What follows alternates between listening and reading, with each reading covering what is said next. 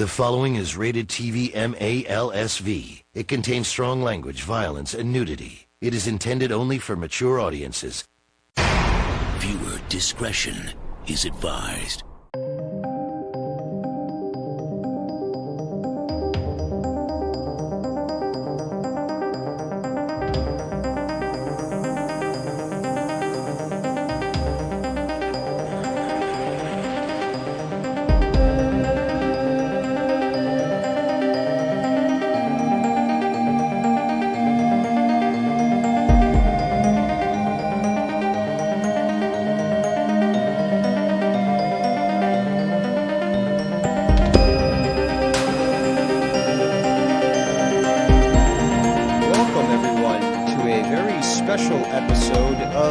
Darker Things, Missing 411. I am your host, Devious Dave Rose, and welcome back. It's been quite some time since I've actually done a Darker Things episode. I did end that, or concluded that series, and you never know what might be on the horizon. However, this was a topic that I've been wanting to discuss for quite some time, and I'm very glad that you have joined me here today to share in it with me. So let's start off, as always, by showing my gratitude and appreciation to all those that are spending their time with me here in the chat and watching the video.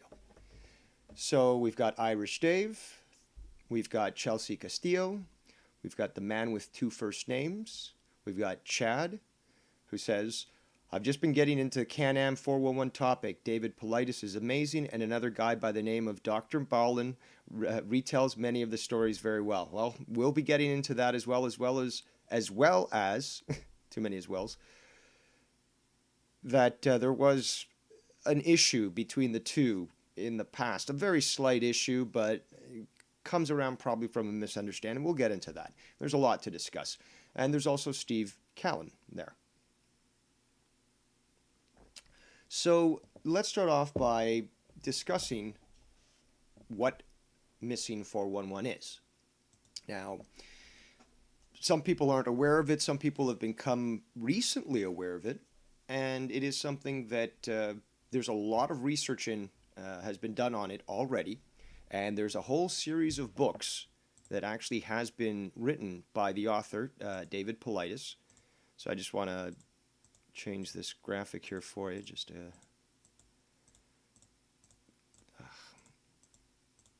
really. So yeah, there was a lot of photo preparation for this, and I could have done probably a lot more, but this is how it's going to go. This is how we're doing things, and I'm just going to try to share the information that I have under the capacities and capabilities that I have present to me at the time. So, this is, I believe this is the entire set of books, but I believe he's always working on more. So, this has essentially been very highly researched, and it is something that there's a lot of documentation on. So, I'm going to actually have to eventually I'll be hooking up a separate screen so I can actually have my stream program OBS running while I'm checking out some other information, including the chat, because I do know that this is a topic that many people have asked me to discuss for quite some time. I've wanted to discuss it for a long time, and yeah, I just want to make sure that I'm addressing either any questions, any comments made in the chat.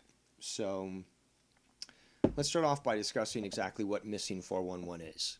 Now, essentially what it is a series of books that discusses the extremely strange disappearances of dozens of people in national parks, not only in North America, but around the world. And there are certain, and sometimes they're not necessarily national forests or national parks. They're just perhaps a forest, just a wooded area, something remote. And yes, people go missing every year. Thousands of people go missing every year. Now, a lot of the time, these people are found again, but the way the system works is when, perhaps a child runs away and then they return to the family and run away again, that's 2 missing persons reports.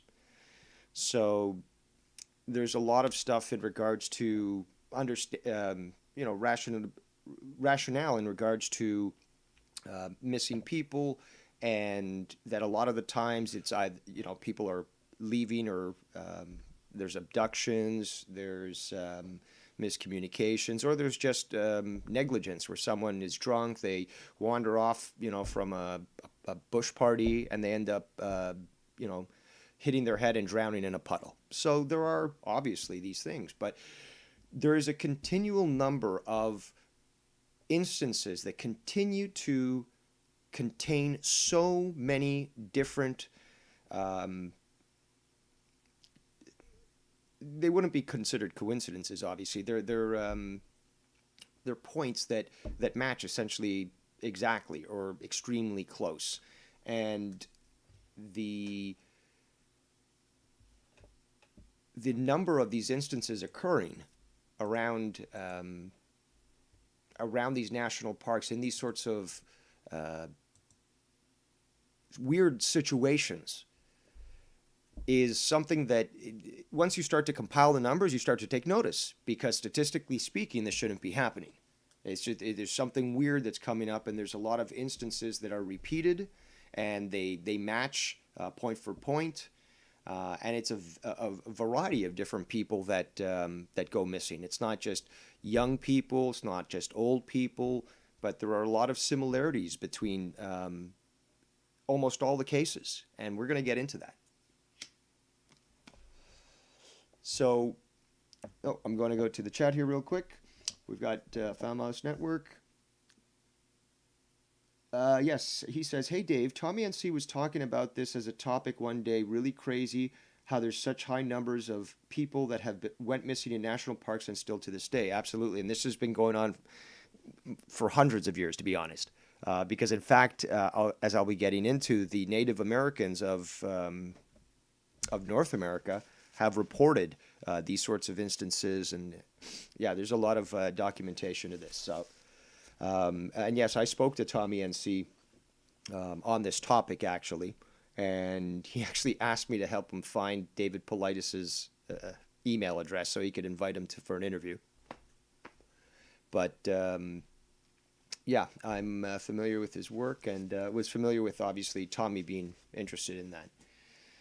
So the thing is, though, all these people, dozens of people, have just vanished without a trace, and many times. There's been other times where people have been found, though, and that's where the really weird stuff starts to come up.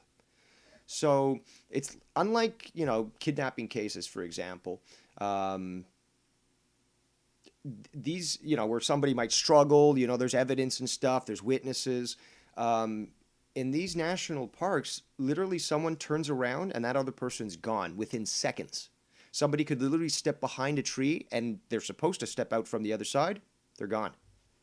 So you have a continued amount of occurrences that seem to match these methods of disappearance.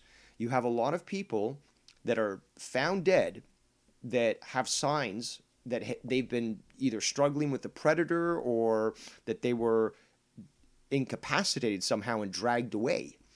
And many a times, for example, if they find somebody dead of supposed drowning, they're found, if it's a male, they're found face up. And that's not how it happens when you drown. They would have drowned with their head down. And the type of the way the male body is, and the weight of the upper body and so forth would force the body to be downwards. And that's not what's seen. There are people that are found alive, actually, and they are sometimes literally miles away, where and across such rugged terrain that they need helicopters to cross because it's so rugged.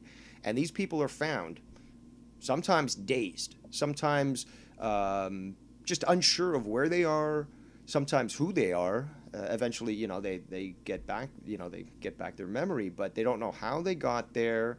They don't know where exactly they were, and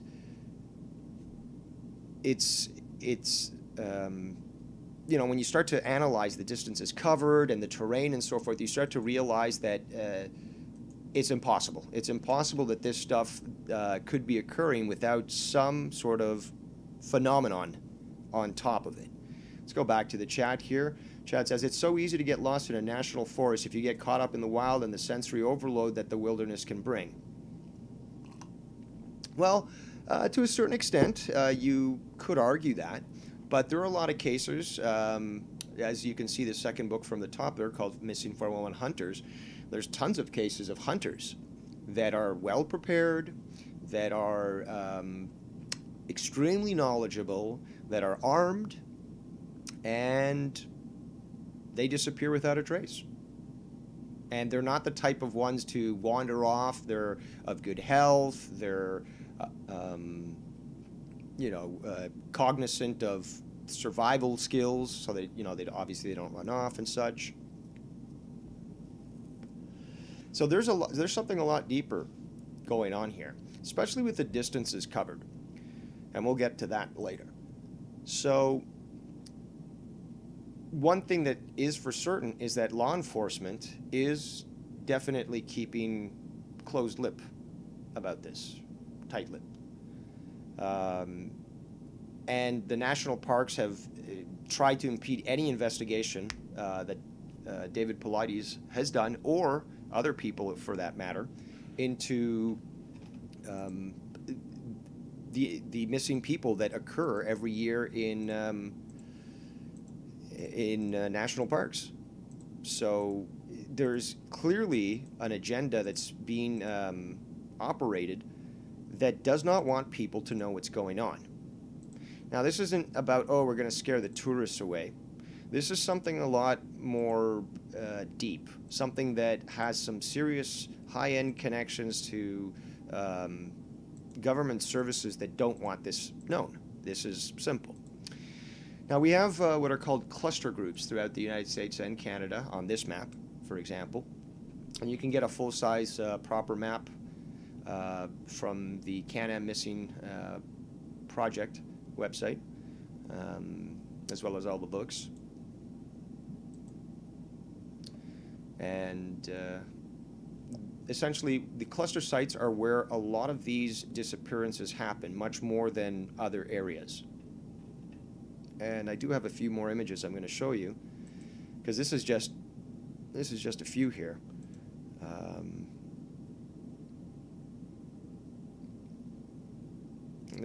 Obviously there's more detailed maps, and this one, for example. And it's very interesting to analyze overlays and such like this. So, for example, you're going to see the cluster map, and you're going to see below that the basically a map of underground caves located throughout the continental United States. So this is something that is extremely interesting. There's a lot of similarities between these areas and such. And there's also a lot of granite that is distributed. This is a point that's made a lot of the times in the Missing 411 novels, or books, I should say, is that they are, in fact, these areas are filled with granite. And obviously, well, not obviously, but if you know about geology, you understand that granite does emit a very, very low form of radiation. But we can go even further and do something like this, where we can take a look at an overlay map of the reported underground military bases that exist throughout the Midwest United States. And when you start to realize that missing people are also something that are associated with underground military bases and UFOs and strange beings, things start to become very interesting. And let me tell you, you might not know, but there's a lot of UFO phenomena surrounding this missing 411 situation. But we're going to get into that in a moment. Before now we continue, I'm just going to address the chat here.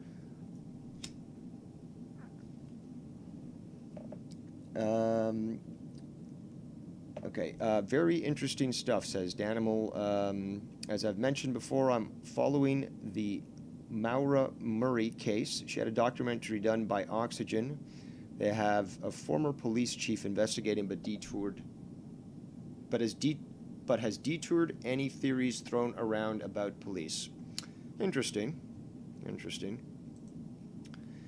But let's see here. Getting back to the map of locations here.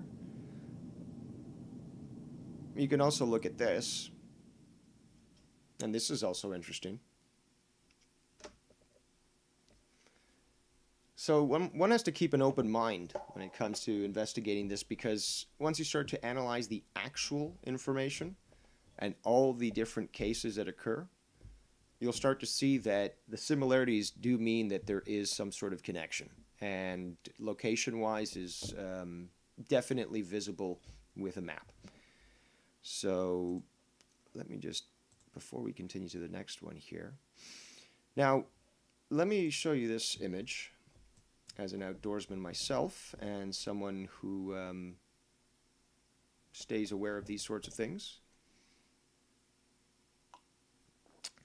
This case happened actually a few years back. In January 2019. So this little kid in North Carolina, I think he was about 4 years old, he disappeared for 3 days. And his story was that he hung out with the bear, that the bear, kept him warm, that he snuggled with it, it gave him food. And obviously we know that bears don't do that. That is not the type of behavior that bear present. So, this is very curious, especially then when you examine that this is a repeated instance, not with this child, but throughout the phenomena of the missing 411, where you have individuals, small children I should say, who are sometimes abducted by what they refer to as a bear person, or a bear, or a monkey. Sometimes people have said monkey or gorilla. Now remember, these kids, sometimes it's age 2, sometimes 3, 4, 5. Their vocabulary isn't properly formed. They're not too sure how to describe things, and it can be traumatic. Sometimes it happens when the kid wanders off, and they say that they wandered off and this thing saved them, but took them to another place instead of taking them back to mom and dad. So once you start to realize that this particular instance is repeated throughout the last, at least, I'd say 150 years, because it seems like, obviously, records, the older they are, the more difficult they become to either track down, if they even exist anymore. So there is some limitations as to how far the investigation can go on, contemporary historical records. But we'll examine the oral traditions of the natives, for example, who also continue these sorts of stories. So let me go back to the chat here. Chad says, I saw this story. Some people have even seen a kid taken and thrown off the shoulders of one of the bears. Thrown over the shoulders of one. Interesting. I have not heard that. So you're going to start to see all these repeated, essentially what they should indicate to you as an open-minded individual and as a investigator, is a red flag, because there's no such thing as coincidence. And when you have repeated stories, and when you understand bear psychology, for example, this just doesn't work this way. Wolves are a different story, Although you're not guaranteed that you're going to be, um,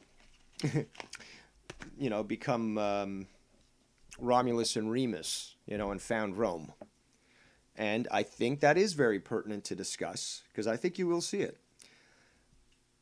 The legend goes that Rome was founded by two men who were raised by a she-wolf. The she-wolf found these two boys, Romulus and Remus, and yes, Star Trek did take that. And they were suckled by the she-wolf, who, was able to make sure that they didn't die in the wilderness, and eventually they went on to greatness and founded Rome. So the pertinence of such statement is that, and we're going to go right now deep into the rabbit hole, or should I say wolf's den, because you are going to see repeatedly and continually throughout any investigation that you do on Missing 411, continually bring up the same, perhaps it's a cryptid, perhaps it's well, obviously it's another life form, but you're going to continue to see what is referred to as a dogman. Now, it's referred to as a dogman, obviously, because werewolf has a different connotation. Obviously, it's a man that changes into a wolf. Now, the dogman apparently is quite different. And what's important to understand about the dogman is that this story is also told in other places throughout the world, especially what is known as canine variant 1. Okay, this is an extremely large wolf, like a dire wolf. This one says timber wolf, but as we get into this, you're going to understand. These wolves apparently were sighted at what is called Skinwalker Ranch, and we'll discuss that later. But it's not just there. In many other places, these things are apparently the size of buffaloes, like a bison. And these things apparently have sometimes approach people, without any sort of concern for being harmed. Sometimes they've attacked. Sometimes they've just ignored them entirely. And these immense wolves apparently can't be hurt. During the Skinwalker Ranch incident, it was fired upon by several rifles, and apparently it did not whatsoever bleed or feel any pain, and possibly didn't even acknowledge being hit by these projectiles. So this is one of the variants that has been witnessed, especially during these instances of disappearances. Now, here's another one. Now, this was also noticed at Skinwalker Ranch.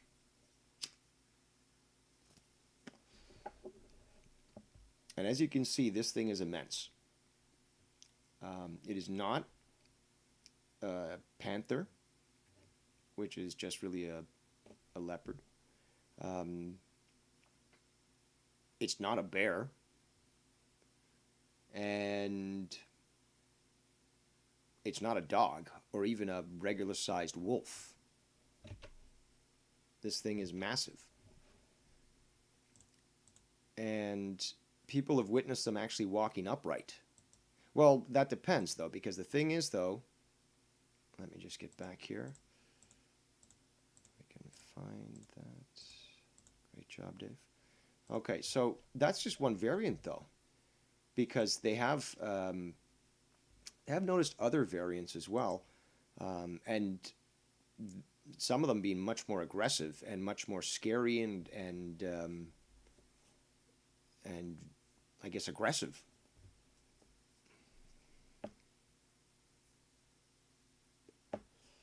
And these, it could be referred to as cryptids. But, for example, the canine variant 3 is seen very often. This is sort of like that werewolf that you see in some movies, where, it's not the traditional. Okay, so the movie Underworld, right? Had werewolves featured in such a way that they were more anthropomorphic, and they appealed a lot more primal, I guess, and more animal and animalistic than you would see, say, the Don Chaney Wolfman type thing, which is a little bit more traditional than the one that I'm referring to now. And what I'd like to do actually is I'd actually like to show you a picture of what I'm referring to, because it makes more sense that that you see what a lot of witnesses have actually sort of identified, and multiple witnesses actually. So okay, so here we go. Do apologize.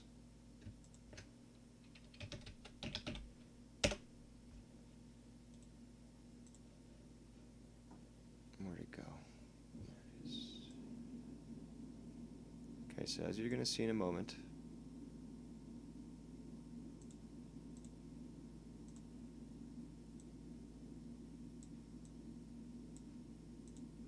this is the third type, type 3.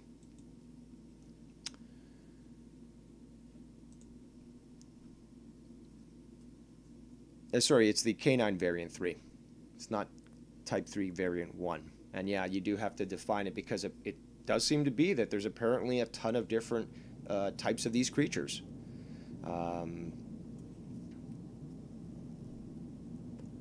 So this is supposedly what is one of the best sort of images that shows that variant.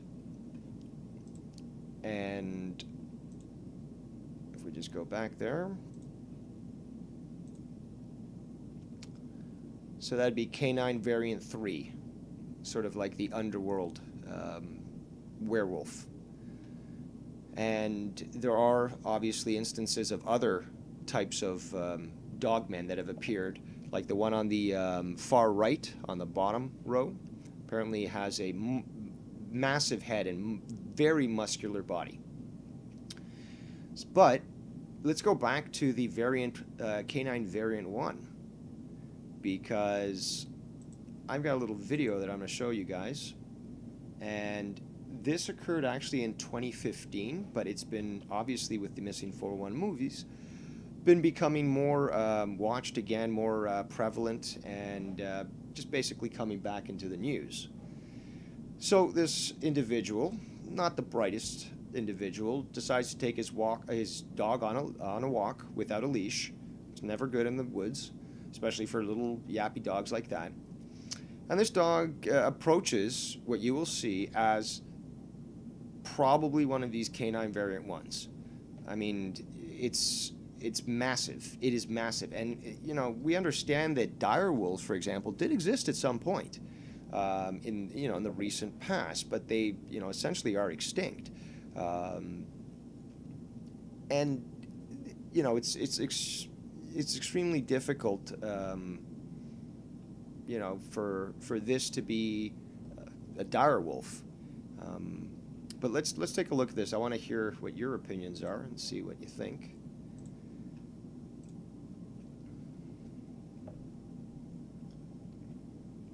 No, Ryan Murray, I wouldn't be showing a dog getting hurt on the video, but what happens, you'll see.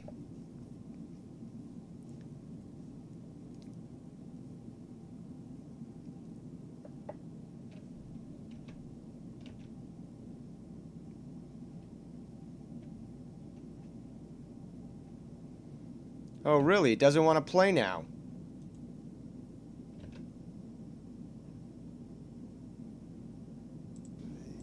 Okay, let's try again.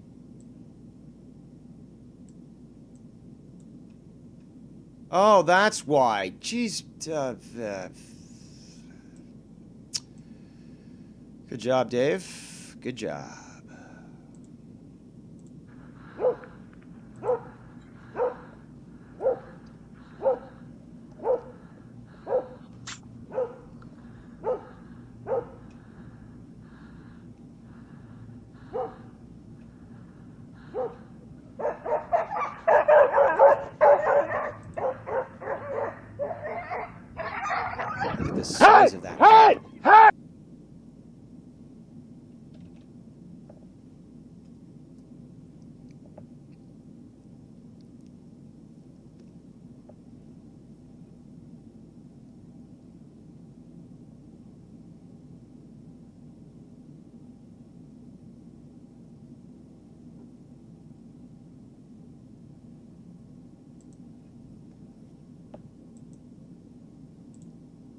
So I'm sure that you can agree with me when I tell you that this guy was an idiot for just letting his dog go right back to it.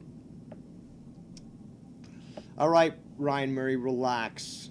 Yeah, nobody normal needs to even say they hate seeing animals getting hurt. And, you know, for you to even think that I would do that, that's concerning, to say the least. Oh, I want to shout out my best friend in the entire world, Travis TLC, GoldenEye. He's got a 00. Watch out. He's in the chat right now. All right, so let's go back to the more dogmen here. Now, the picture in the upper left-hand corner purportedly is taken of this this creature outside this window. And you can sort of make things out, but you can find these photos on the internet and analyze them yourself, but you can sort of see what is being described in the image below that, which sort of gives a better idea as to the shape of the body, the way the head was shaped and so forth, and the fact that, you know, they were walking on hind legs, and walking around like that is how they normally walk. So with the repeated instances where you see this cryptid, this being, this creature that shouldn't necessarily exist according to mainstream science, that looks like a wolf but walks like a man. Now, apart from the issue with Romulus and Remus founding Rome, being saved by a she-wolf, what about Anubis, the Egyptian god? Anthropomorphic dogman. Now start to remember that there's a lot more than just the Egyptian pantheon that was anthropomorphic. There is a lot of cultures that are aware of this, creature, aware of this race. And they get ridiculed from their old legends and from their old writings, because mainstream science and history wants to say, oh, how this is hilarious. They're clearly not talking literally. They're clearly not talking about there was a real dog man. No, it's just they must have made things up just to color things up. So you'll see that repeated, not when you start to analyze actually cultures that are not, I guess, typically Western, or at least mainstream contemporary Western. So the dogmen themselves have been seen, and here's just a little screenshot from the Type 1 canine variant, what they, some are referring to as the dire wolf, but again, this is way too large, and it actually wasn't a small dog. It looks like it was a husky, which are yappy and kind of dumb, but yeah, a guy shouldn't have let his dog off like that, and this thing was massive. And something that actually continually comes up with multiple instances of these creatures, any type of the dogman variants, is that their eyes actually glow red. And here's one example of photographic evidence that purports that. And this is different from the retina flash. Sorry, the reflection of the flash on the retina of an animal or a human. As you can see, some cameras aren't filtered properly, so when you do take a photo, especially old film photos, you might get that glare by using a flash on the eyes, and your eyes come out like glowing orange. But this is not it, though. This is definitely something that continually comes up in these investigations for Missing 411, is that those that have witnessed these dogmen they have basically said, and not necessarily just dogmen, the creatures that they've encountered have, in many cases, not all, glowing red eyes. So that is definitely something that is just another piece of evidence that goes towards,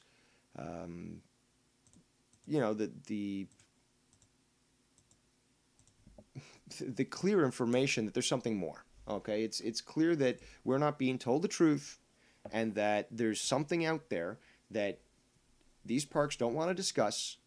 These police or park services are trying to actually actively hide, and there's clearly something recognized here. Speaking of which, let's take a look at the different variants or at least some of the different variants that have been reported for the North American Bigfoot or Sasquatch. And these are also noticed quite often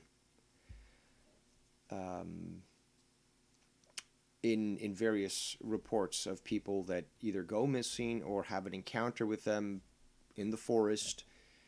Sometimes, kids. This is where potentially some of the beliefs that the small children had is that, oh, it was a gorilla, it was a monkey. Could very much have been one of the multiple beings that we know exist in North America that are called Bigfoot or Sasquatch. We know there's something called the skunk ape. It's found in the jungles, well, not the jungles, but the sort of swamps of Florida. And it's only been recently sort of somewhat acknowledged. They still don't want to fully admit that it exists, but that exists, and it does have relation to sightings of Bigfoot. And as we know, great apes are quite intelligent, are capable of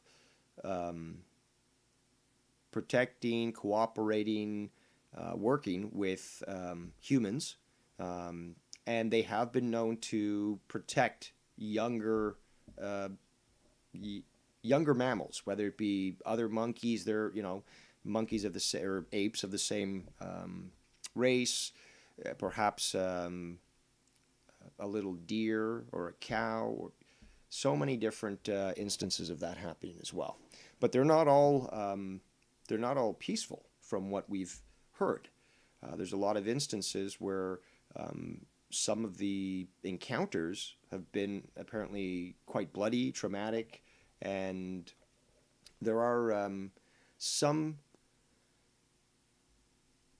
stories that are told in the Missing 401 series that discuss how hunters out in the wild had to barricade themselves into cabins or into shelters because there was creatures that matched this description that were throwing rocks at their cabin, trying to break in, trying to grab them, and literally they're described as having massive, long-reaching arms, very hairy.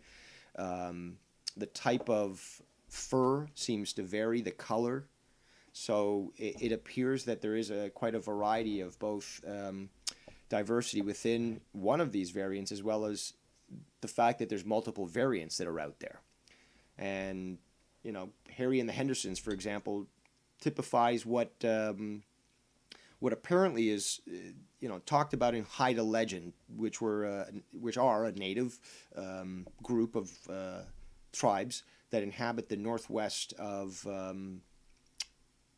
the west coast, so British Columbia, through to Washington and Oregon, and their particular hairy man as Sasquatch apparently is the proper Haida word, means like hairy man, or like there's a couple of variations on definition, but it essentially comes down to hairy man. And it's very interesting that it does vary from some of the witnesses that have been witnesses that have given testimony about what they've encountered on the East Coast. You know, the different types of supposed Bigfoot that inhabit there and how physically they are different, or how they might act different, how they might sound different. So there seems to be quite a variety of these types of creatures, not just in North America, but literally throughout the entire world. The Sasquatch, the the Yeti, and we could go into that too, because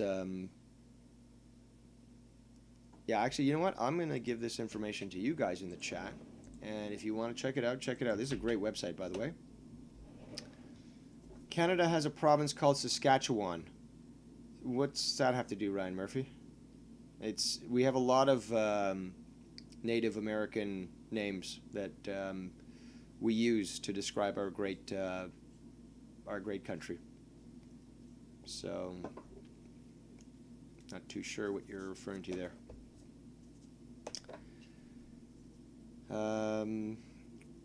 Let's go. Yeah, so that link I just put in the chat, very good for just learning about the various types, and it actually gives a good breakdown and such. Actually, I'll show this as well. This is actually featured on that website. It is sort of like,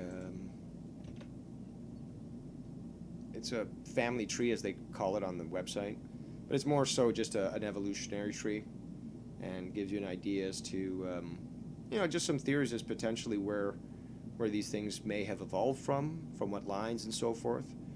And there's a lot of things that they do match up with in regards to, for example, the howler monkey produces a sound very similar to some of the Sasquatch that are heard in the Northwest. They have a howling sound, but then there's ones that are like sort of hootish, and sometimes they're more like whines. And what you'll notice, because I've put the links into the description here of the video, is that,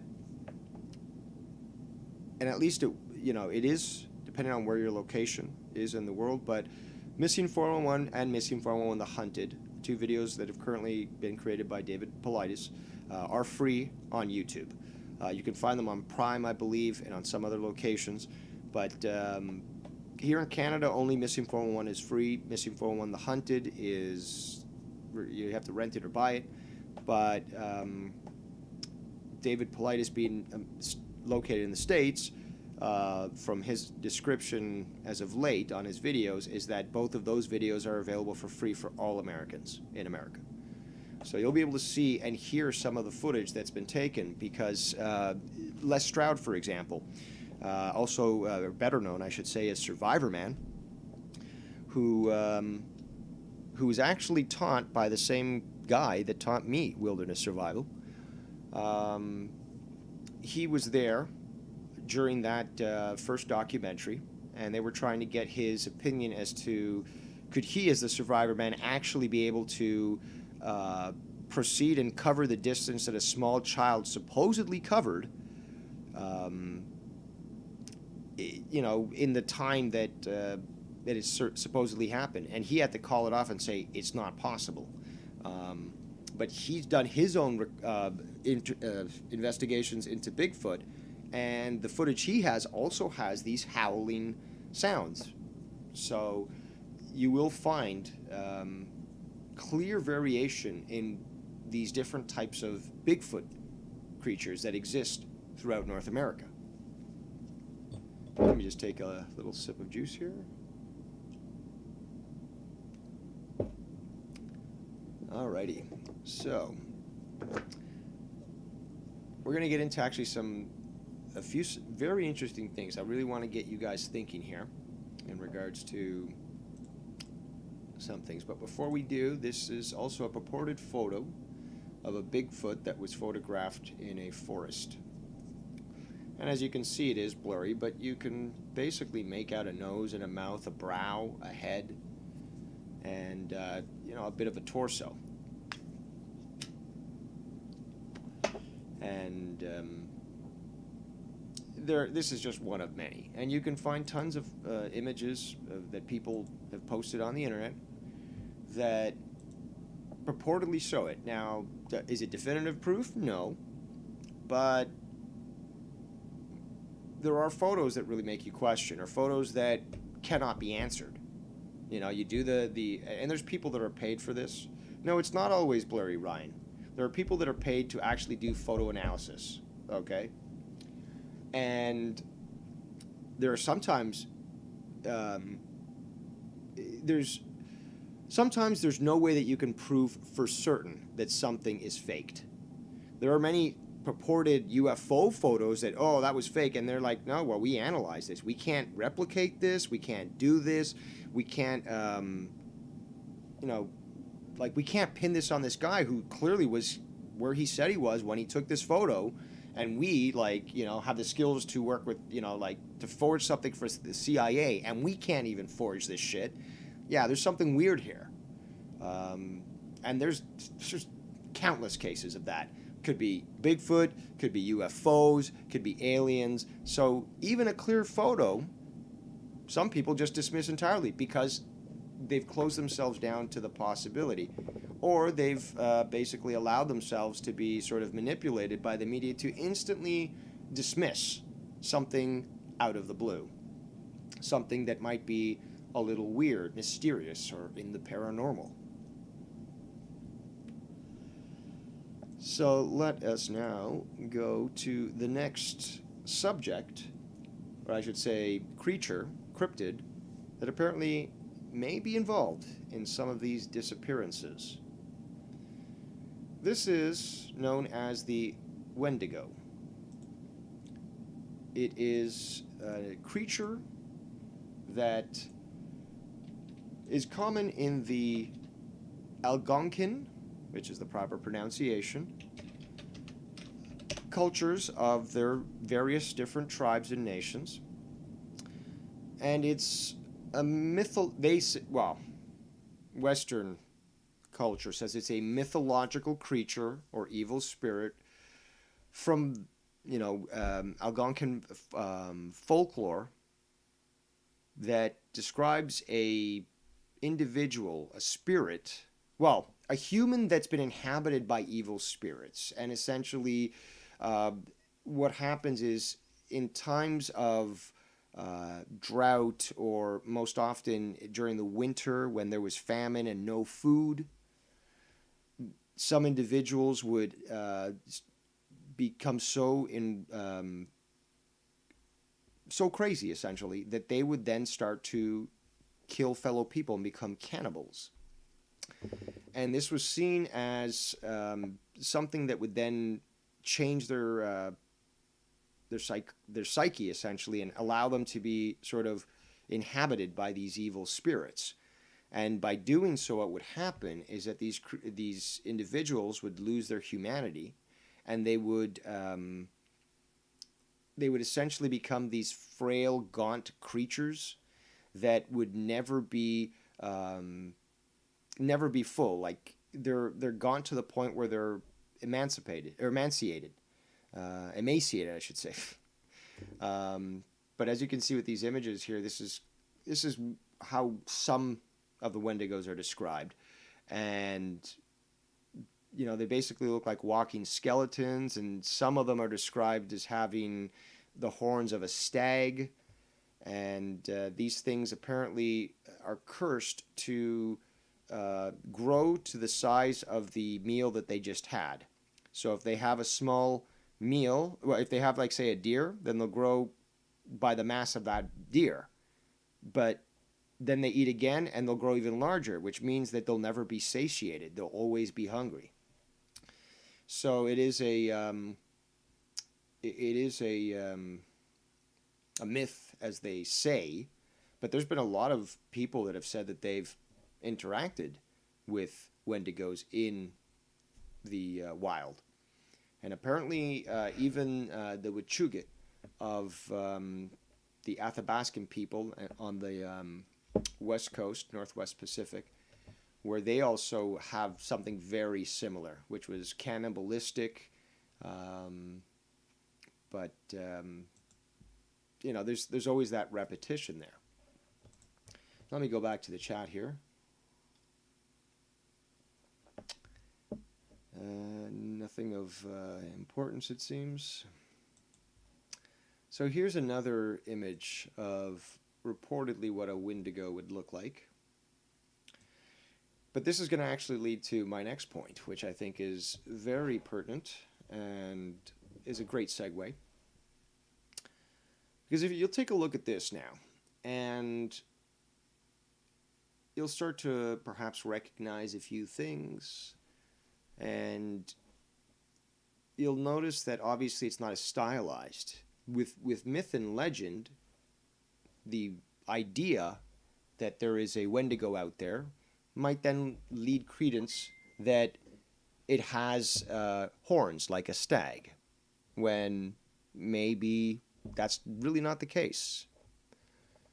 So this creature here, also described as a Wendigo, not only seems to be described quite often in these situations, but seems to match very, very similarly to what is known as a skinwalker. Now this is where we get real interesting. Now a skinwalker actually does derive from a Native American term. And you'll also notice that perhaps you've noticed that there's a place called Skinwalker Ranch. And we'll be talking about that in a moment. But the skinwalker, according to the Navajos, is that it's some sort of being, they sometimes refer to as witches or demons, that have the ability to turn into or possess themselves as an animal. Sometimes even just disguise their bodies in such a way. So at one moment they could be an animal, and then they morph back into this particular form that you see. And apparently the term actually says, by means of it, it goes on all fours. Basically saying that this type of creature normally walks on all fours. Now, this might be like in this image here, but it also might be like in this image here.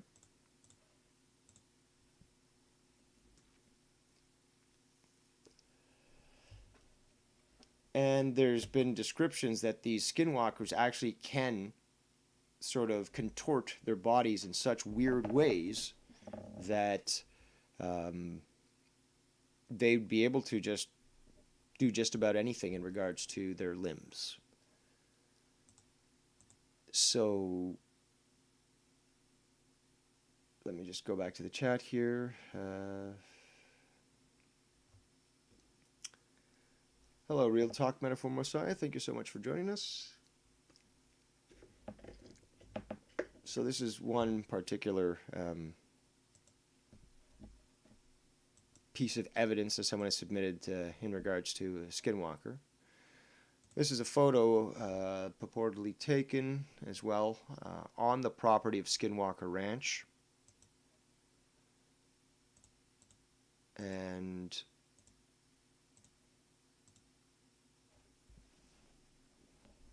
it's hard to tell, obviously. But I want to show you some images here. I didn't get in the first time around. There we go. That one.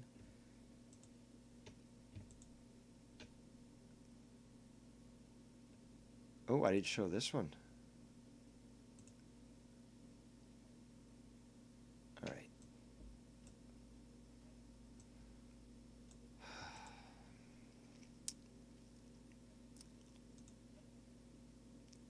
Okay, by the way, Skinwalker Ranch is located in Utah, and eventually, after many years of having to deal with paranormal instances that were occurring on this property, that the owners sold it actually to Bigelow Aerospace. Now, the guy who owns Bigelow is a billionaire, He's actually in the process of setting up these inflatable components that will form into a space station, or components onto private space stations. And his interest in the paranormal has always been, quite big. So when this ranch went up for sale, he bought it. He sent tons of investigators there and spent a fortune putting traps, setting cameras up, sensors, everything to try to determine what's going on at Skinwalker Ranch. So one thing to know about Skinwalker Ranch is one of those extremely large direwolf type things, the canines, the large canines, were witnessed there, and essentially it killed a calf, and they tried to shoot it, and it didn't even feel those shots. But eventually they were able to use axes to get the thing to just at least pay attention to them, and they just wandered off. So a lot of things have occurred that are similar with the missing 411 cases, specifically at Skinwalker Ranch. And things including portals opening and skinwalkers actually coming through those portals. Now, why is that important? Why is understanding the portals important? Well, we have the fact that in many other locations of this particular ranch, but also throughout the missing 411 investigation, people are essentially finding themselves miles and miles away, or people are being found dead miles and miles away from where they could possibly reach in that short distance of that short amount of time. It's not possible. So, and then there have been some witness reports that have said that they have literally felt like they walked through a veil, like it shimmered, and it basically is just like all these sci-fi movies where you can only actually, if you've seen WandaVision, the last whatever recently, right outside Westview, the town that she's in, they can't see that there's an energy field around there, but once you start to get close enough, you see it shimmer. That is something that there have been multiple reports on. So people have seen portals. Sometimes people have seen through portals where you can actually see, for example, at Skinwalker Ranch, they looked through a portal at night and it was clear as day on the other side. Strangely enough, that could only be seen by those that were wearing infrared optics. Nobody who was just using their bare eyes could see it. But the day on the other side could be seen clearly. So it's been documented and it's been witnessed. And with these instances where people have either walked up to these things and seen them or walked through them, they've described, for example, either being in a very cloudy, dreamlike world, very much like the Upside Down in Stranger Things. That seems very, very much like how some people describe the situation. Then there's other people who've described that essentially they're walking into a totally new world, a new place. They might be going in from a cold mountainous climate with coniferous trees and a lot of rock to literally walking into a jungle where it's extremely moist, extremely hot, and a totally different forested terrain. So this cannot be discounted. In fact, this should raise a red flag for many people. But there's even more. We talked about shimmering. Now, in many of these cases where somebody does go missing, we have essentially what's described, and I'm wondering where the fuck, there we go. What's described as witness a scene, what can only be described as something like out of the movie Predator. Because it literally looks like a shimmering veil. I'm just going to put this image up here. Now, we all know that Hollywood is full of hidden messages, and that they use predictive programming very often, but they also use it as a little nod and wink to those in the know. Now, this movie did come out, I believe it was 85. Great movie, by the way. But it seems to be that those in the know, and inserted something, a little slight piece of information in here. Because there are countless reports of people that encounter this sort of being, where they see it swinging from the trees, they see it shimmering, and sometimes it's in pursuit of an animal. So this is not out of the ordinary. This is not out of the realm of reason. And it is something that, yet again, continues to come up and continues to highlight that there are similarities between so many of these instances that it cannot be ignored. So here's a slightly less detailed Skinwalker Ranch hotspots map. But it shows that, yes, this has been well documented, and they are placed throughout the entire property. Now, Bigelow spent many years trying to figure out what was going on there, and a lot of the employees got scared and obviously didn't feel safe or anything like that. So he eventually sold off the property. Right now the property is totally locked down. It's actually owned by a company called Adamantium Holdings. Very interesting. Anyone in the know knows that although adamantium is stated as being a fictional material, an alloy specifically, its word does connote many things, and when you understand what the repercussions are for what's on that ranch, you'd understand that certain organizations or fronts maybe might want to take care of that and make sure that they put a lid on things. Because after all, if you can launder money, well, you can probably set up a front company and manage things quite well. So let's go back to the chat here.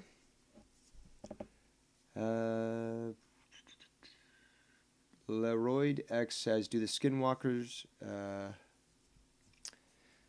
I'm not sure why you're even here. If you're looking for a stream that's joking around, go find one that, cares about that.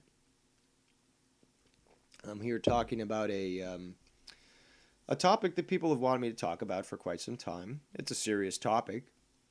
And, I really don't know why, why you're wasting your time, really.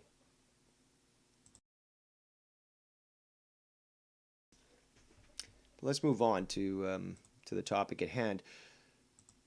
Skinwalker Ranch has also been known for the appearances of orbs that have traversed the property, UFOs, lights, very odd instances that have occurred.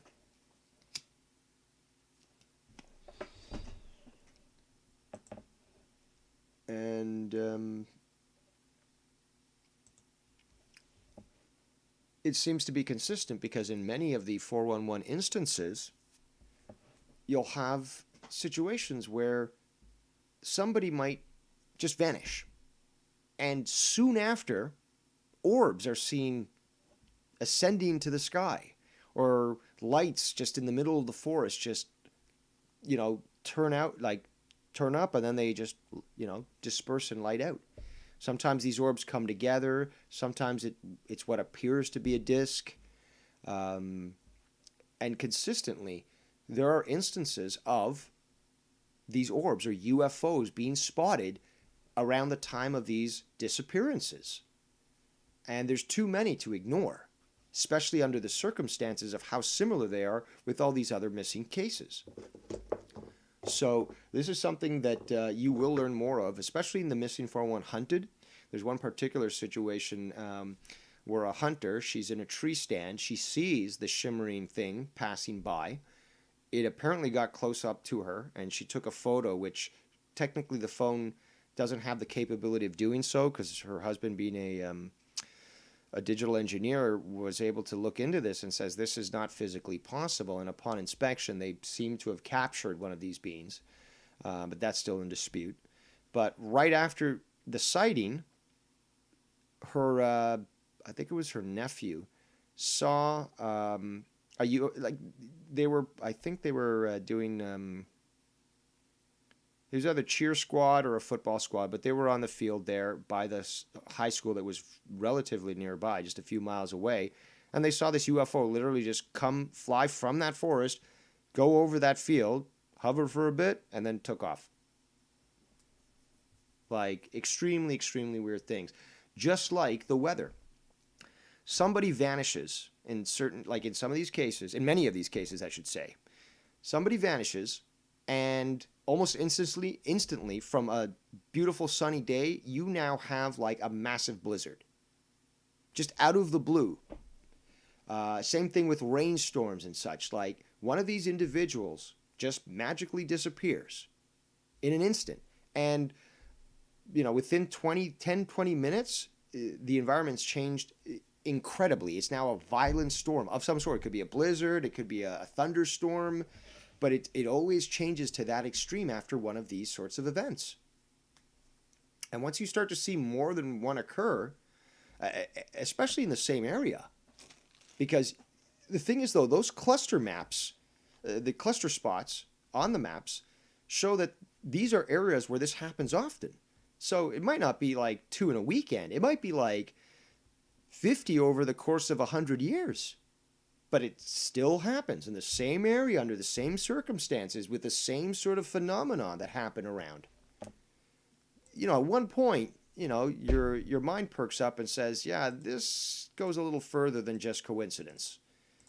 So this is something that is better described, obviously, in these movies. And, if they're free for you, both of them, definitely check them out. There's a lot of great interviews David Paulides has done. But one thing that you'll notice if you start to watch either his channel and watch all his videos that he posts, like maybe a weekly update on, or the interviews that he does with people on podcasts, is that he always just tells the facts. He doesn't speculate. He's been asked multiple times, what do you think's out there? He's like, I don't know. And they're like, and sometimes they keep pressing him, and he's like, well, I don't know. All I can do is present this information. Now, earlier on, let's see who it was. Chad was talking about Mr. Ballin. Now, Mr. Ballin, I believe, is a former Marine, an American who does streaming now, and he covers a lot of the missing 411 cases. And he also does other mysterious type cases and stories. He does it in storytelling format. So it's not the style that David Paulides does. David Paulides tells you exactly what happened, where it happened, what the significance of that is, any coincidences or similarities in certain cases, and he allows you, the viewer, to make up your own mind. Plus, you got to understand that you're not going to get the full picture just from videos. He said this in his videos in the past. You need to read the books. You need to read the books because it's, there are things that aren't necessarily, mysterious, like what we've just covered.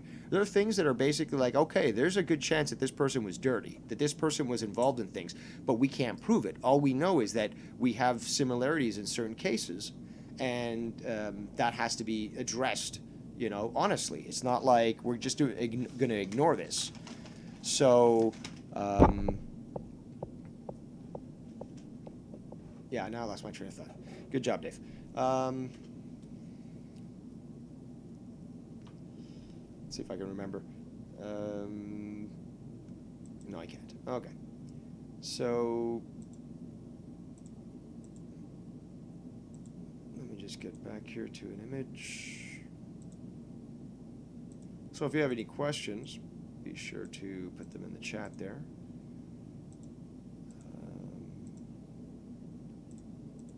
Fuck it, I'll just go with this one.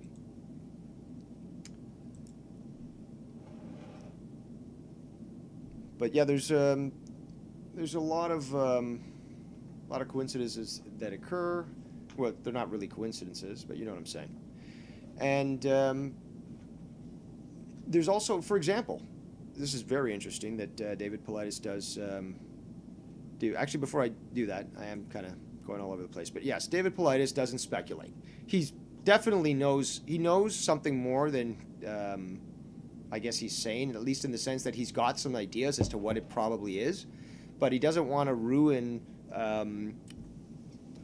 either any possible investigation or give people the idea that he's got a bias, because the way that he operates is that he tries to present things in such a way that there's no bias. It's just up to you to read the cold hard facts and make that decision yourself.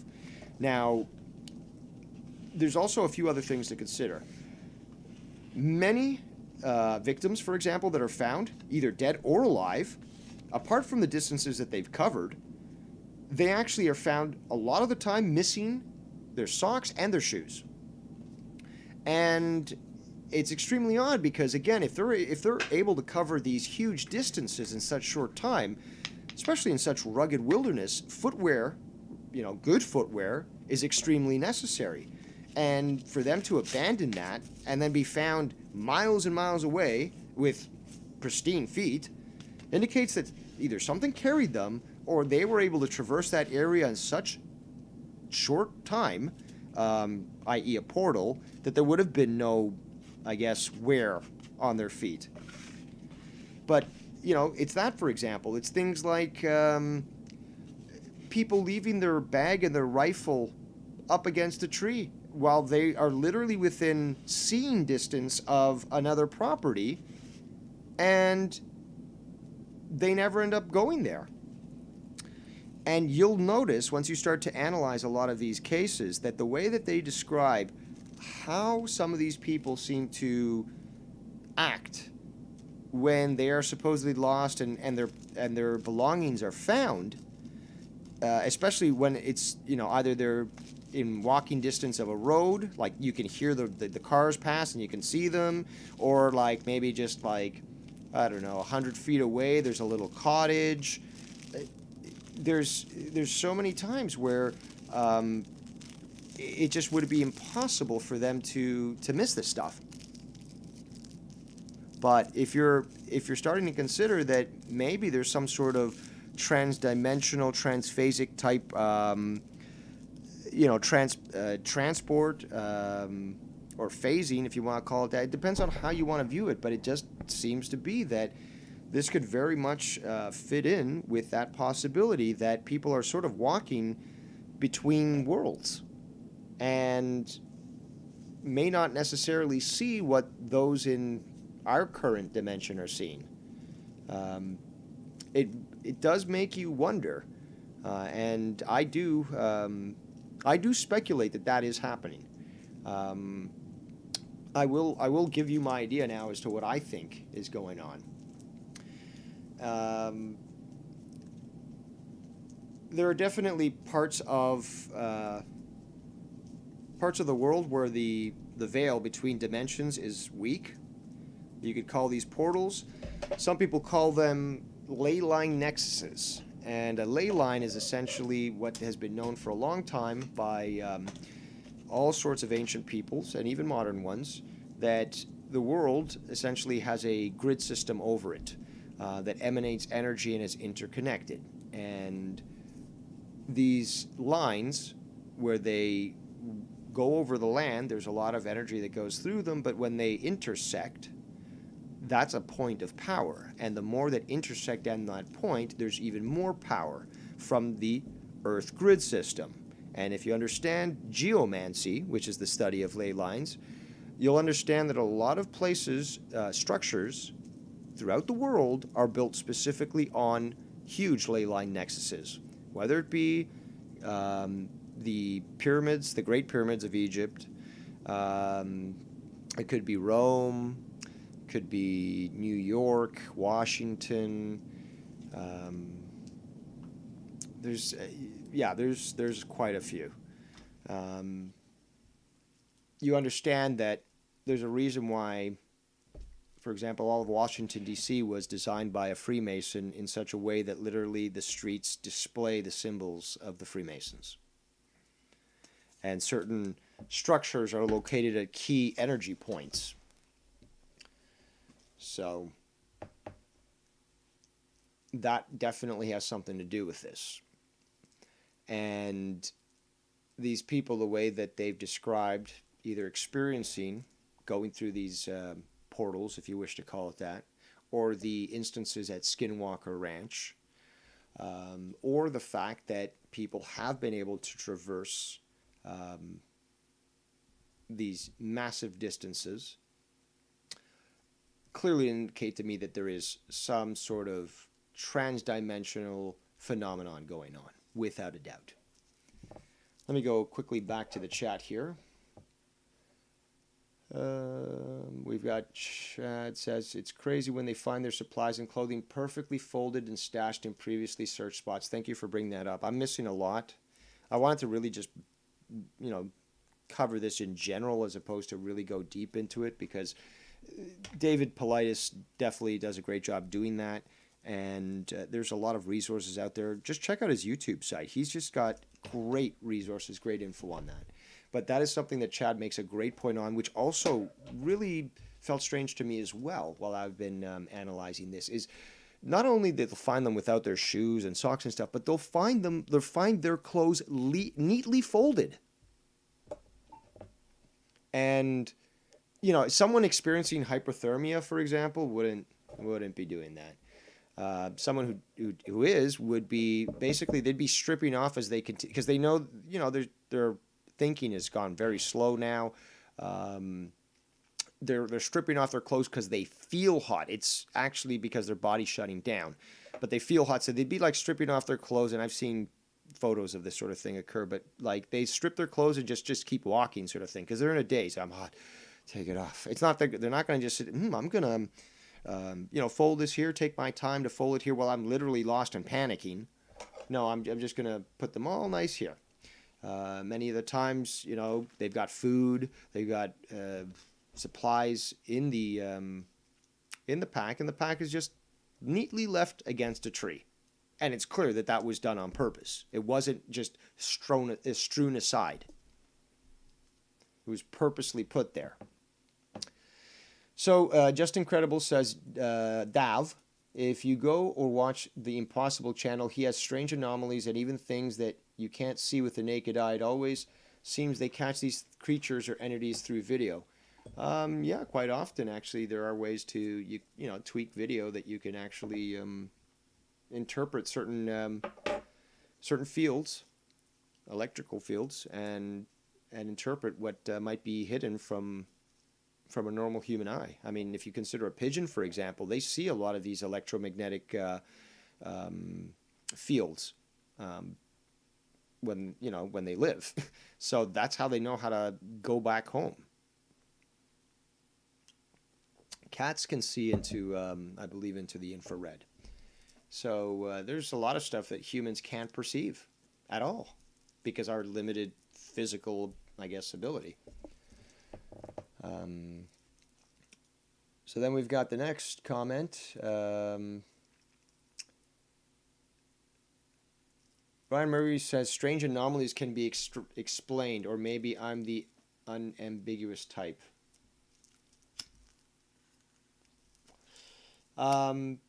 Everything can be explained, I guess, but if you're dismissive of everything and always think, I'm sure there's a reasonable explanation for something, you literally have just blocked yourself off, to the greater possibility. Like the possibility of a dog man. Might not be normal, but who says it's untrue? Who says humans haven't missed this? Fuck. Look at Bigfoot. You know, that's something that's been ridiculed, but you have hundreds of cultures throughout the world that speak specifically about this creature. You have people of right mind who have encountered this. And we're just going to dismiss it.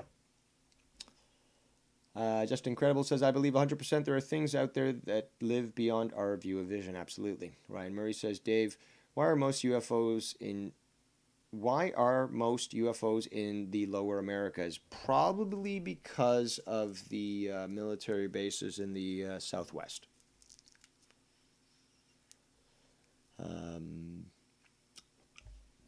That includes Arizona, Nevada, California, New Mexico. So, and yeah, a lot of the supposed underground military bases that I showed earlier, overlapping the map of Missing 411, they seem to match quite well with also those UFO views, or at least the bases that these things are supposedly coming from. Back to the chat here. Chat says, Ryan Murray, I used to feel the same, but there are some stories that are true and inexplicable. Absolutely. As for the UFOs in lower Americas, there has to be some connection between the UFOs and the shrines that the natives used to worship their gods. Possible, but the 99% of all UFOs are all man-made. They're all made here on Earth, I should say. They're all made here on Earth. The vast majority of those are made by man, as we know it, and by various military or, black project organizations and that sort of thing. Then you've got that smaller percentage of the breakaway civilizations that have taken this knowledge or have held it for a long time and are, running their own thing from either South America or Antarctica, off-world. So the majority of the UFOs appear to be made on this planet. There are also several instances of these supposed bases, residing off the west and east coast of America. There's one apparently just outside of San Diego, and you can see it on Google Earth. It actually looks like it's a flat plateau type thing, substantially deep under the water, and then pillars holding it up. And apparently there's also a canyon that is quite deep off the coast of San Diego as well. And apparently there's an underground river. It's a channel that goes all the way into the desert to China Base. Or was it China Lake? I think it's China Lake.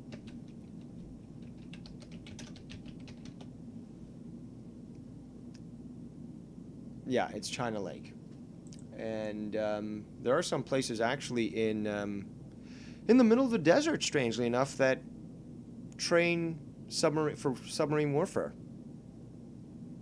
So, and this leads a lot of credence to the understanding that there appears to be a very vast ocean underneath the crust of the planet that allows for traversing through areas of the crust throughout the world, really.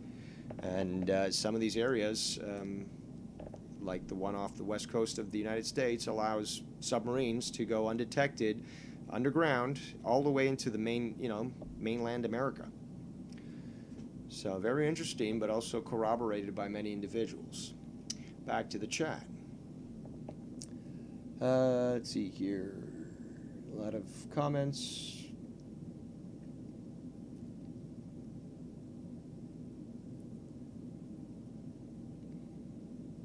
Ryan Murray says, is it a lack of light pollution? And Chad says, it's an interesting take. I've never heard someone say that they believe most UFOs are man-built. That's a hell of a concept. Really? That's what a lot of people say. Ryan Murray says, breakaway civilization. Why would they want to break away, Dave? Well, because they consider themselves above everyone else. They have the keys to the solar system. They have transportation and energy methods that are hundreds of years beyond us. They can use it to benefit and remain in power and control, and the people continue to slave for them.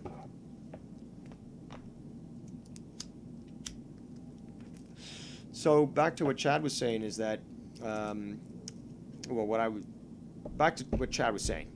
My response is that I'm not the only one who's made that, and I'm the type of guy that, as a kid, obviously, I looked into this stuff, and my immediate thought was extraterrestrial, off-world, and alien type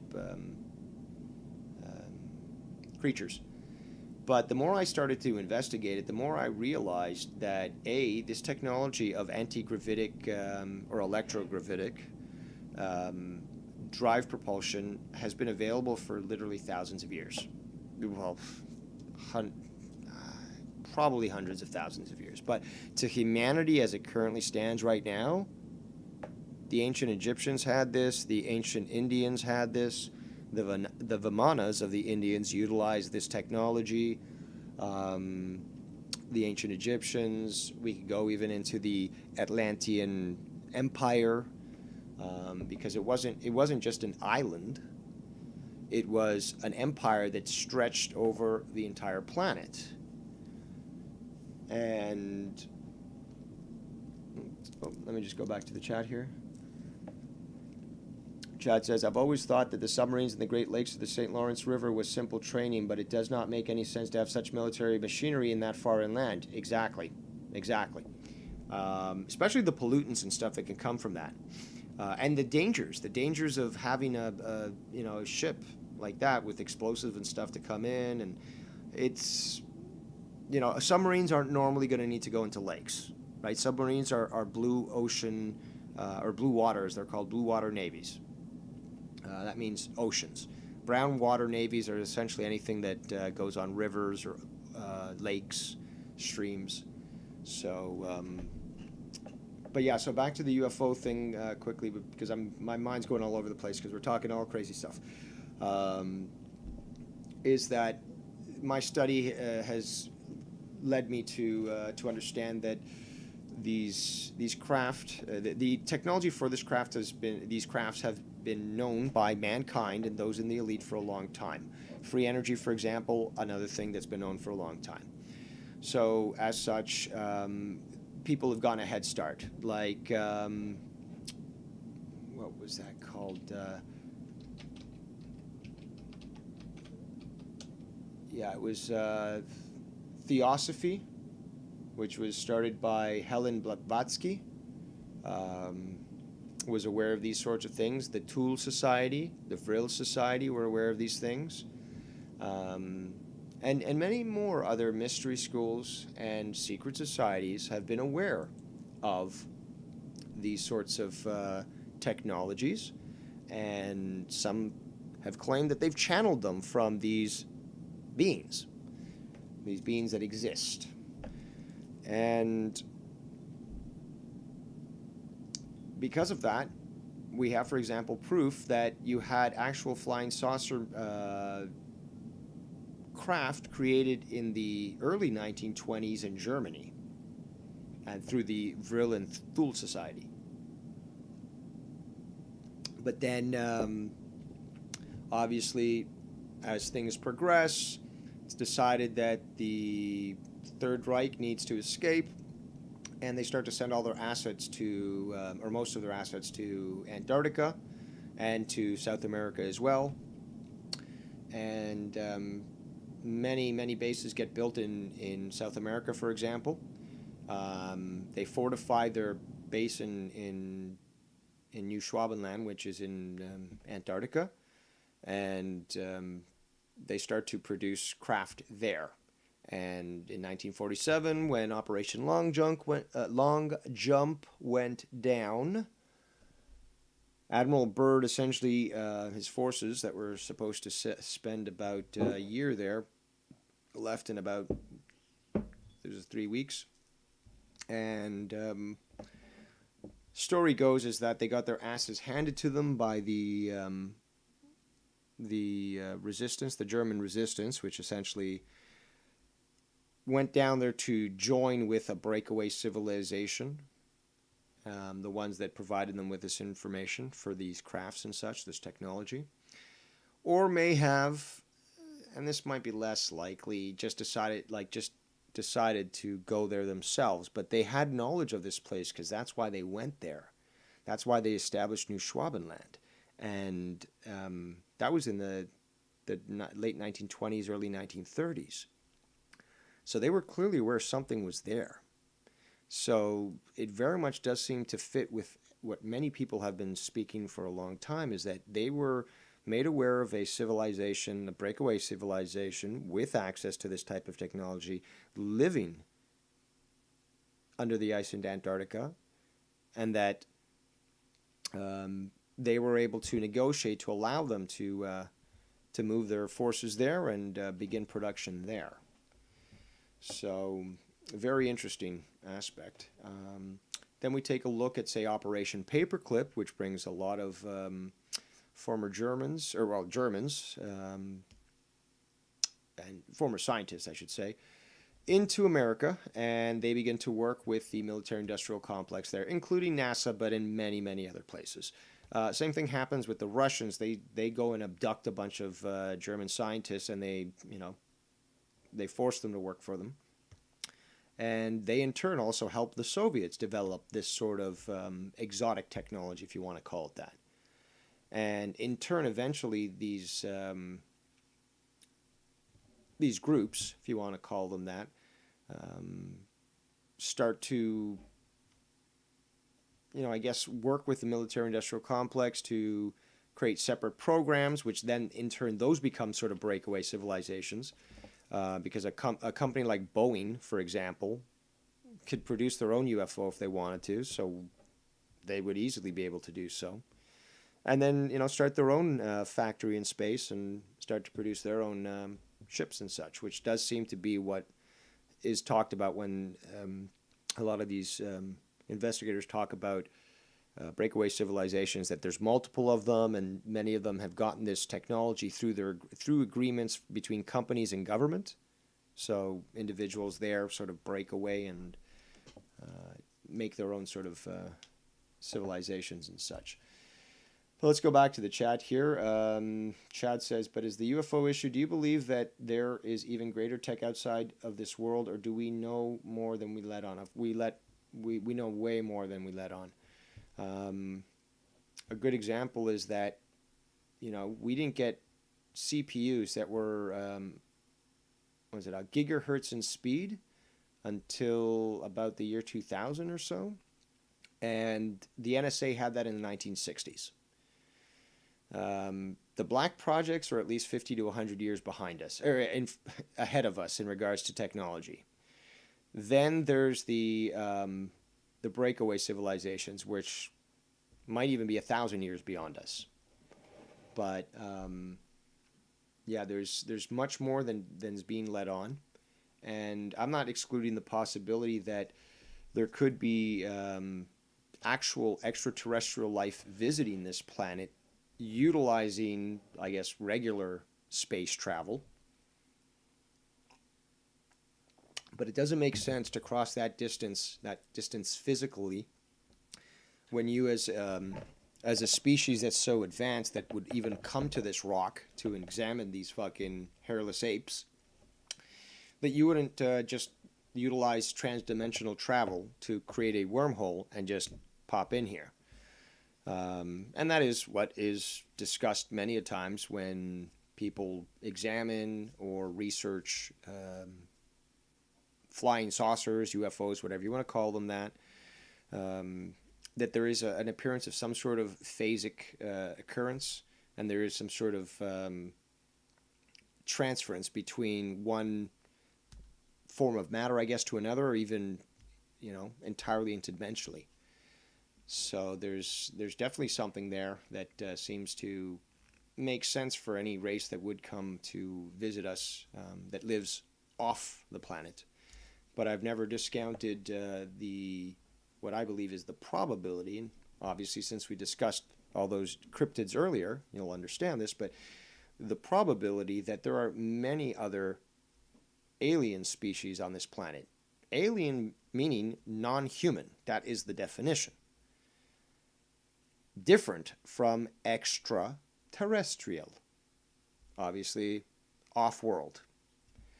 So, we've heard of legends of reptilian people, Nagas as the Hindus call them, living in caves deep underneath the earth. We've had the stories of the ant people, both in North and South America, that during times of cataclysm led the Native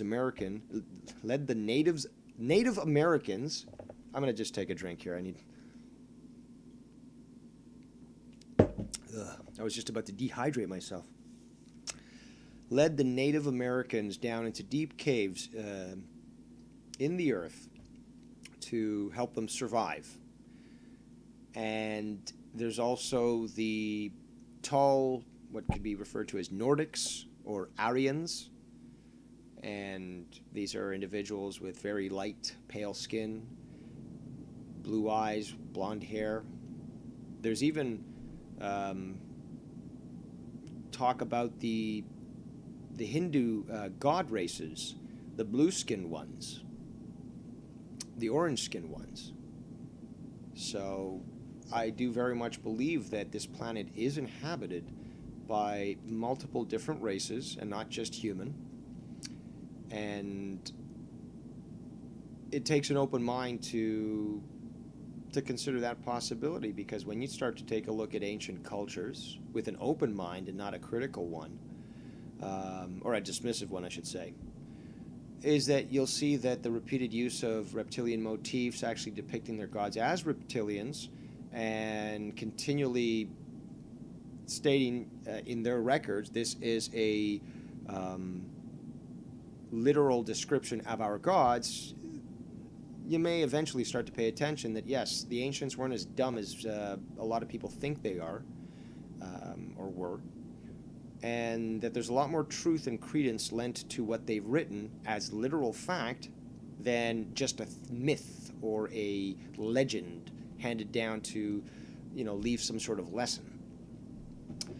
So let's go back to the chat here.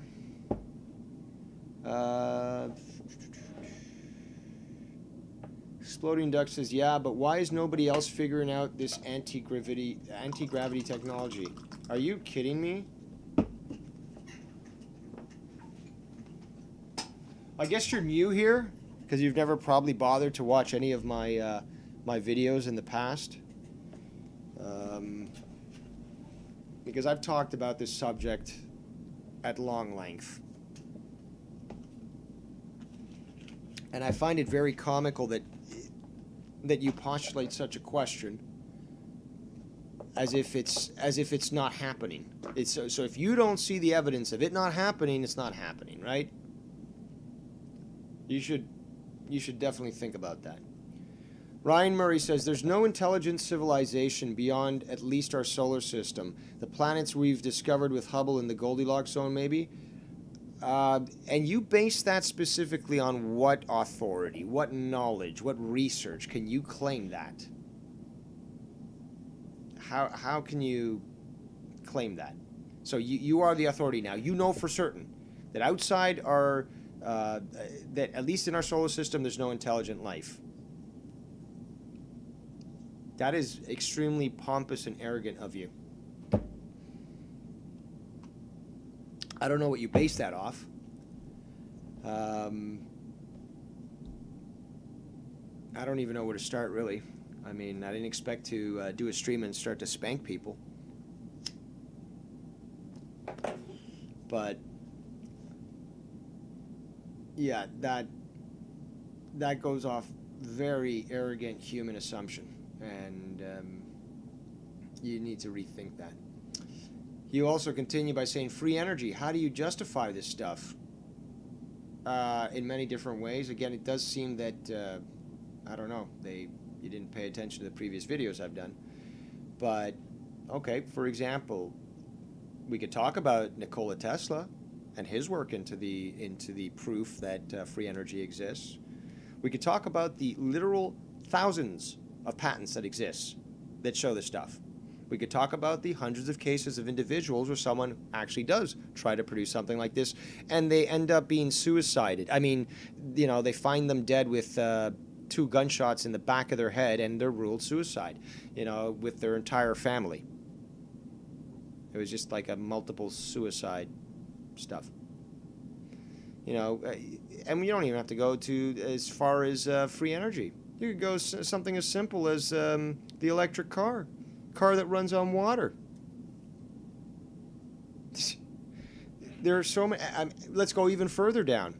Okay, so during the start of this coronavirus bullshit, you had some students that were sort of working with nurses and stuff, and the nurses ran out of a component for their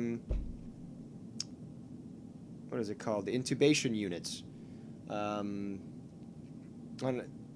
Intubation. And what these people did was they ended up 3D printing the part that they needed, and it would have cost thousands of dollars per part. They needed hundreds of parts. These kids did it for literally $100 for the cost of the material. That's all it cost. Then they got sued by the company that made those intubation units. So you got to understand, it's clear as day.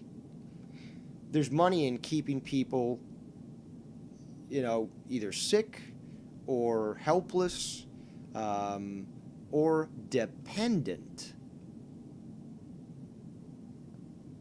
It's logic. All right, back to the chat here. Just Incredible says, a lot of these technologies are not just for us to explore or know about. The powers that be do not want us to know how advanced we really are in humankind. Exactly, because then we might unite and we could actually be productive. Just Incredible says, that's why you see the space station being exposed using green screens. When it looks like they're playing with the anti-gravity, it's a horse and pony show 80 to 90% of the time, yes. And we've kind of totally gone beyond the missing 401 thing, but yes, what you are saying is true, just incredible. There's footage that proves this as well. So people can look into it or look at my videos where I've talked about it and shown it as well. Exploding Duck says, do you think Mark Zuckerberg is a reptilian? Zuckerberg is definitely a German name. No, it's a Jewish name. Ashkenazi specifically. And no, he's some sort of organic android. Let's see here. Just Incredible says, and even the case with Mars, I need more proof that pics or a video. I can go out to Arizona or New Mexico and use color filters and say, look, I'm on Mars. Yes. And if you take a look at what happens on Devon Island with all the training that goes there to supposedly support Mars missions, you'll start to notice that a lot of the photos that seem to be coming from Mars are coming from that island. It's extremely remote in the Canadian Arctic, also very well protected militarily. Who's taking care of the maintenance of the rovers? Just Incredible says yes. Many times all the dust has been cleared off. There's solar panels and photographs of supposed astronauts, being photographed. Ryan Murray says, I have green eyes. They're the ones that get the reptilian guff. I don't know. It is a rare trait, the green eyes. And I believe you're in the UK, so that might stem from the fact that there does seem to be a substantial amount of Atlantean influence. Obviously with the descendants there on the Isles. So that definitely has some connection there. Chad says, I was just going to say that Tesla was working on free energy. One of his research warehouses exists in Niagara Falls, New York. Yep. I also believe he was on Long Island as well. And I'm not sure if it was even in Montauk, but almost sure it was Long Island. And Yeah, he had these towers that essentially could beam power all over the world, and all you people would need to do would be install these massive towers to absorb the free energy, the 0 point energy that just exists everywhere. And anyone that had like sort of a receiver tower would basically be able to power whatever they wanted, however much they wanted. Like there's no limit to how much you can pull out of the fucking out of the ether, as they call it. This like you could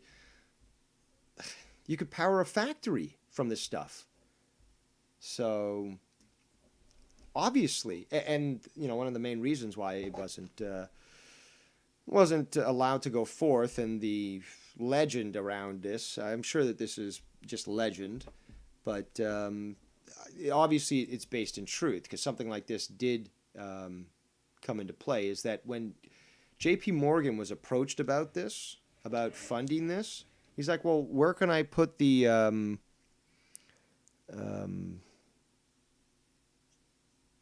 I can't remember what it's called, I'm sorry, but you know how a gas meter has a little little counter and stuff to figure out how much gas is being used? It's the same thing. He said, actually, that's apparently what the quote was. Where can I put the meter to it? In the sense that, like, if I can't actually track how much energy I'm, basically selling, I'm just basically giving it away for free. So I can't do that.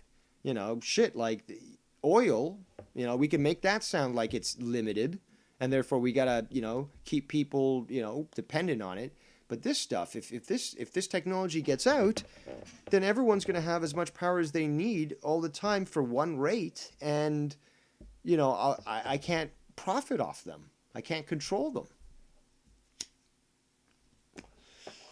And it does appear that J.P. Morgan may have had something to do with the sinking of the Titanic. But yeah, I thought you were in Ireland. Again, like the Tuatha De Danann tribe has something to do with probably the descendants of Atlantis, and they were known for their red hair and their green eyes. So, something to consider. But I would suggest maybe let's move away a little bit from the UFO talk. So we went really deep there and quite far from the missing 411 topic. But just incredible, says David Paulides is great. I think he has a good idea on what it is or could be why these things are happening. Yes, absolutely. He's been doing some great investigative work. And one thing I did want to mention about, I don't know if I covered this, probably not, because I've been all over the place, but the whole issue with David Paulides and Mr. Ballin was that the way that Mr. Ballin was presenting the videos, he was when he was covering missing 411 stories, he was covering them in such a way that they were much more storytelling style. And what David Paulides has always done with the way that he presents this thing, it's not just factually, it's that he does it in such a way that it, and he said this, is that it's out of respect for those who have lost somebody. So, and I think it's extremely respectful, and it's the proper thing to do. And many a times, if they don't want him covering the stuff, he won't. But, you don't try to hype it up. You don't try to go overboard. You don't try to make it look like you're trying to make, make an opportunity out of this. So, he presents it in such a way that it's factual, while Mr. Ballin does it in a more storytelling manner. And, David Paulides took exception to that, rightfully so. And, they apparently work things out, and there's going to be some collaboration between the two in the future, which is cool. Because Mr. Ballin does have some good videos, at least the way that he presents them. They are, the storytelling method is enjoyable too.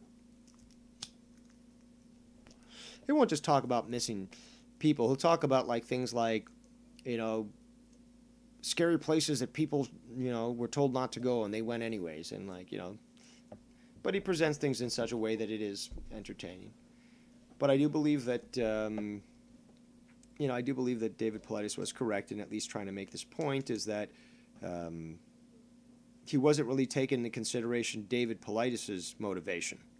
And he's always said this on his videos and in his books and everything, is that he's doing this sort of as in honor of those that lost somebody, and as such, he wants to do it in such a way that it's respectful to their wishes. That he wants to make sure that that it's done in such a way that it's not just a circus show. That it's done thoroughly and respectfully, and yeah, basically that. So I find that very respectful, and it's very cool that they were able to hash things out and discuss the topic, but not too sure exactly when we'll see something like that. Regardless, it should be good. And recently, apparently, because of the pressure that's been going on with Missing 411, it looks like in the past where they weren't allowed to film in national parks, which is totally illegal because national parks actually belong to the people, and they're not allowed to like disallow people from filming there. They're not allowed. You can't film a fucking Hollywood movie in there. That's understood. But the way that they were fucking trying to keep everyone from investigating these missing people, especially David Paulides, is disgusting.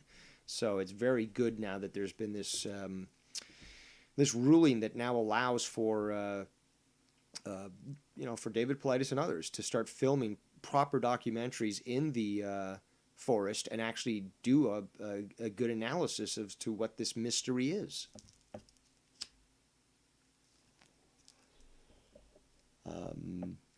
Does anybody have any questions in regards to perhaps some of the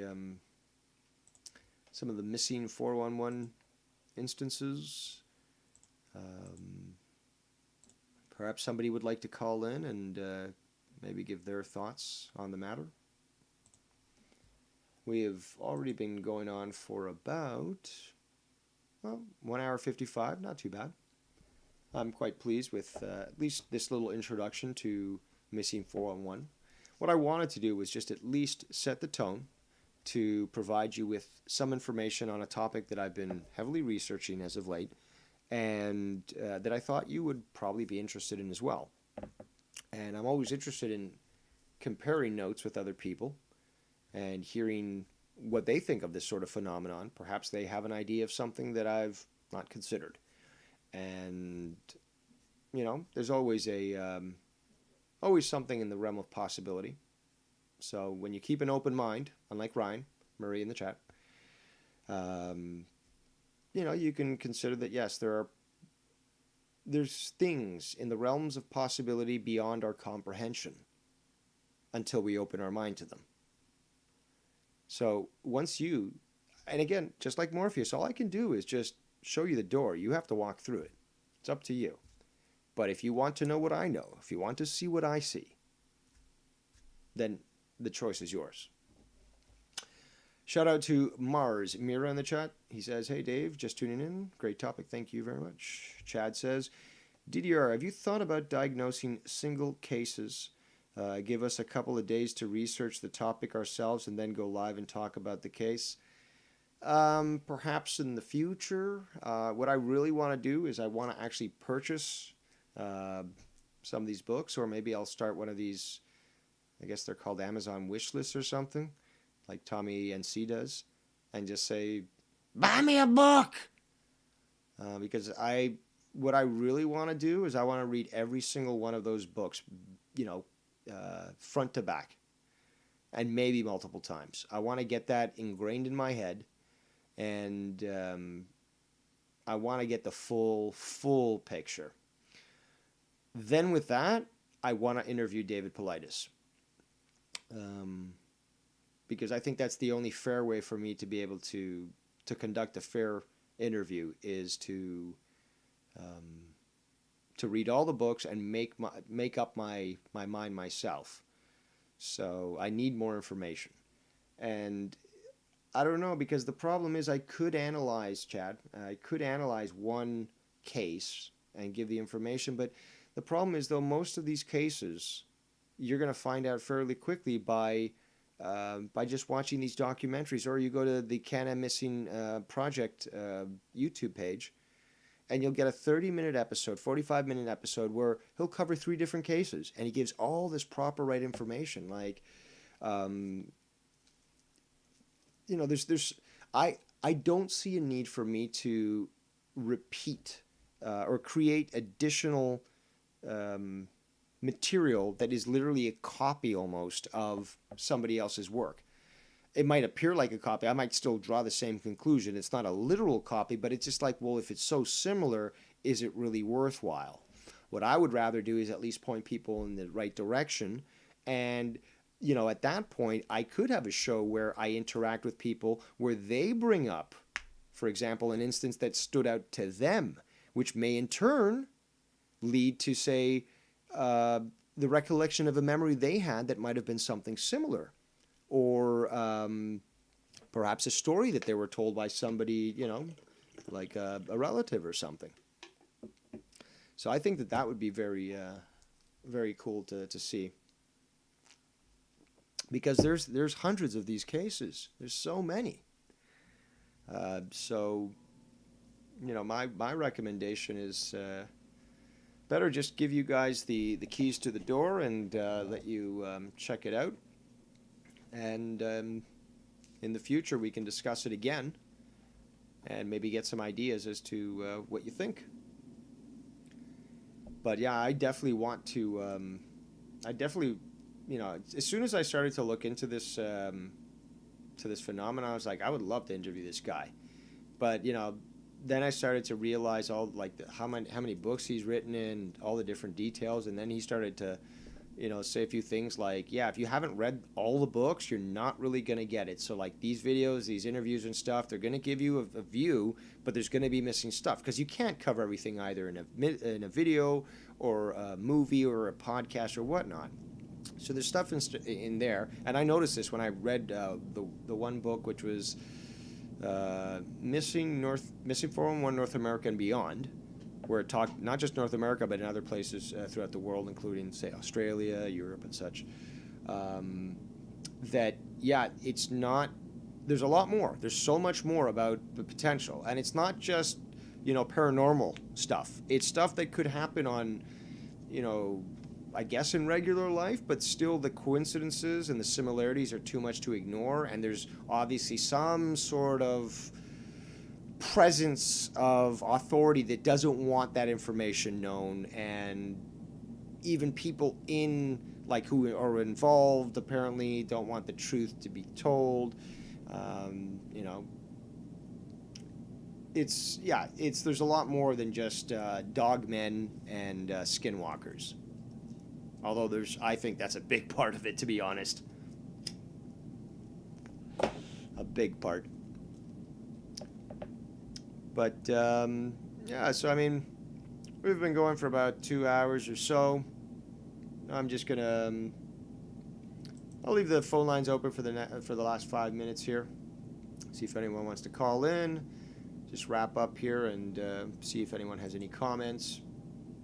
But, yeah, I do thank everyone for joining us here. At one point, we got, I think, 30-some viewers. And, you know, it was a topic that I've been hoping to at least discuss in brief for quite some time. But more importantly, I just wanted to at least set people on the course of investigating it if they were interested. Because there's so much here, so much. And I continue to find new information. And then if you start to go off on the tangent and you actually start to go either looking into stories of the dogmen, or stories of the skinwalkers, or stories of the Wendigos, or stories of the Bigfoot, whew, you're going to have even more to watch and listen to. So there's an abundance of information and enjoyable, you know, information that you can just, for example, you're driving to work, you set this on, that you can just consume and really just digest fairly quickly and have a good understanding. And it goes in all directions, but it's all connected. And you'll start to see that as you start to see these similarities pop up again and again and again and again. So that's, I think, is...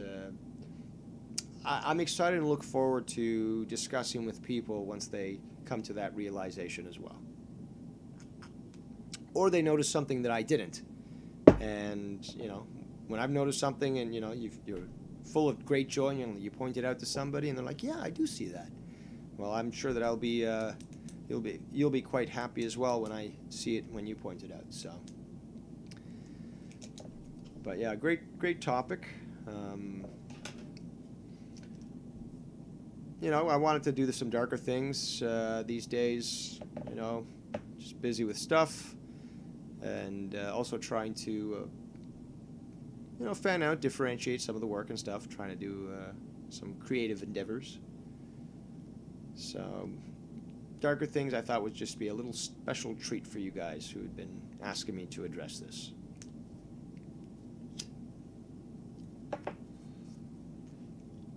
But in my conclusion, I will say, I'm going to continue to look into this. If anyone wants to buy me the entire collection, I'll take it. Be sure to check out the description and the chat and just check out the description. I can't even fucking talk today. It's fucking Monday. Check out the description. There's the links to the two movies. They should be free for both. If you're in America, maybe only the first one's free, but check it out. It gives a lot more detail than I have, and you'll start to understand exactly who David Paulides is. He was a cop. He did a lot of, he was a detective actually, he did a lot of investigations. He was actually hired to do an investigation on Bigfoot, which he didn't initially want to do, but, they convinced him essentially. And he's been working on this for quite some time and has a lot of credibility to his investigative procedures, his documentation, and his presentation of the information. So I very much encourage everyone to check him out, to check out his movies, and to just start to investigate this phenomenon further, because there's something out there, and it's hunting us. Okay, there's actual people who work in the parks who have said exactly those words. There's something out there, and they are hunting us. Is this a reason not to go out into the wilderness alone? No. But be aware of those cluster maps. Be aware of your surroundings. Carry a personal locator beacon, a firearm preferably, and understand your surroundings. But there's something out there, and it's hunting us. With that said, I do appreciate every single one of you for joining us here today. I won't go through all your names because there are quite a few. But I encourage you to go check out this information yourself and to let me know what you think. See if perhaps you've seen what I've seen and come to the same conclusions I have. And if not, I look forward to learning something new. With that said, you have yourselves a great night, and we'll see you, who knows?